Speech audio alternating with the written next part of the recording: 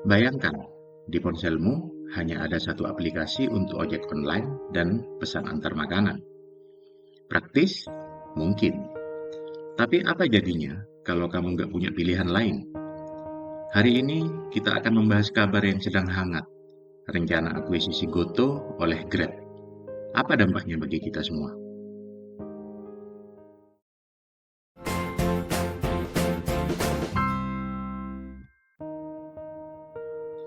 Grab, perusahaan teknologi asal Singapura yang terdaftar di Bursa Amerika, dikabarkan tengah dalam proses untuk mengakuisisi Goto, perusahaan teknologi terbesar di Indonesia. Nilai akuisisi ini diperkirakan mencapai 7 miliar US dollar atau setara dengan 112 triliun rupiah. Rencana ini ditargetkan rampung pada kuartal kedua tahun 2025. Jika akuisisi terjadi, entitas gabungan Grab dan Goto akan menguasai sekitar 91% pasar ride-hailing di Indonesia dan hampir 90% di Singapura. Dominasi ini menimbulkan kekhawatiran akan dampak negatif bagi konsumen, mitra, pengemudi, dan pelaku usaha kecil di Indonesia. Kalau Grab beneran akuisisi Goto, jangan kaget kalau pasar digital kita berubah drastis. Pertama, dominasi brand. Gak ada lagi persaingan merek. Satu pemain besar bakal pegang kendali pasar. Siapa yang bisa lawan? Lalu, harga layanan bisa naik. Tanpa saingan, mereka bebas atur tarif. Mau nggak mau, kita harus ikut. Inovasi bisa-bisa mandek. Karena nggak ada tekanan kompetisi, perusahaan cenderung main aman, nggak berani coba hal baru. Pilihan konsumen makin sedikit. Biasanya bisa pilih Gojek atau Grab.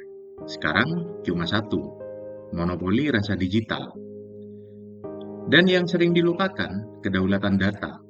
Gojek itu lokal, Grab asing. Kalau semua data pengguna dipegang pihak luar, kita nggak punya kendali lagi. Inilah bahaya pasar tunggal, atau istilahnya single player market. Semua keputusan, harga, fitur, aturan main ditentukan oleh satu perusahaan aja. Buat mitra driver dan karyawan, risiko PHK terselubung terbuka lebar. Yang efisien dipertahankan, sisanya bisa tersingkir. UMKM lokal juga kena imbas. Kalau platform makin mahal dan aturannya makin ketat, warung-warung kecil bisa makin sulit bertahan. Lebih jauh lagi, kita makin tergantung pada ekonomi digital asing. Bisnis strategis dalam negeri dikendalikan dari luar.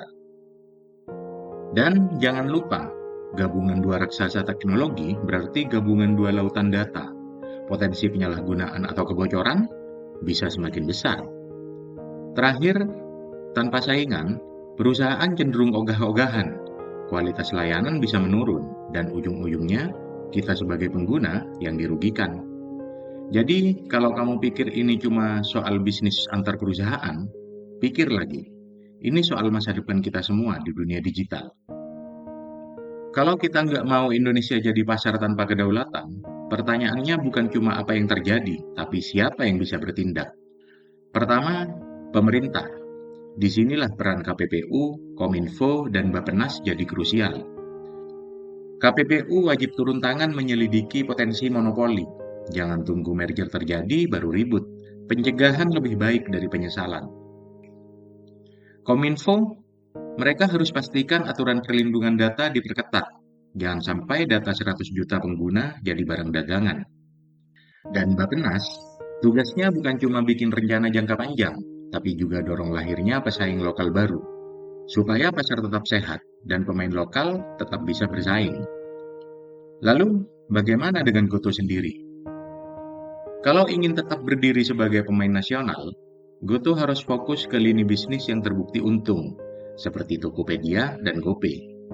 Jangan buang energi ke yang membakar uang terus. Goto juga perlu gandeng investor yang tepat, bukan cuma yang kasih modal, tapi yang juga bawa strategi dan keberpihakan pada ekosistem Indonesia.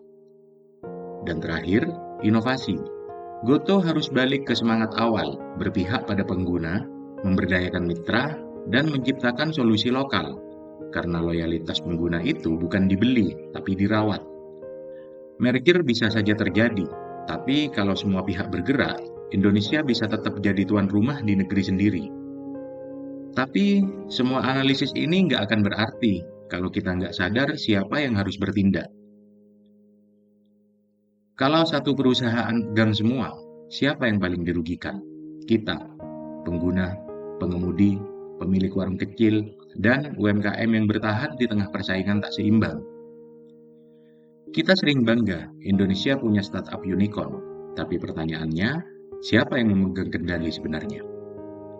Kedaulatan itu bukan cuma soal wilayah, tapi juga soal siapa yang mengatur data kita, ekonomi kita, dan masa depan digital kita. Negara ini terlalu besar kalau hanya jadi pasar. Kita berhak jadi pemilik, bukan penonton. Jadi, saat ada kabar akuisisi seperti ini, kita nggak boleh diam, karena ini bukan sekedar merger bisnis.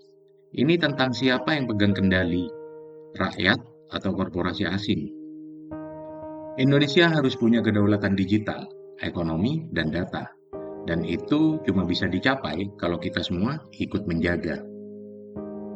Dan, seperti biasa, simpan ilmunya di saku, sebarkan manfaatnya kemana-mana. Sampai jumpa di obrolan saku kita berikutnya.